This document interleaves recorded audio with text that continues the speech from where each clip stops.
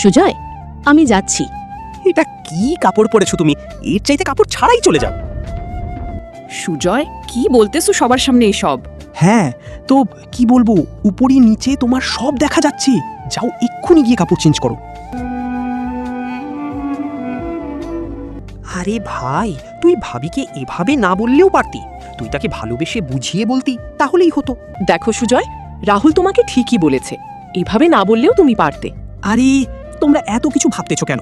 ও এগুলো কিছুই মনে করবে না, আমি ওকে সব সময় বলে থাকি, সমস্যা নেই। হঠাৎ তখন শ্রেয়া জামা চেঞ্জ না করেই সেখানে আসে।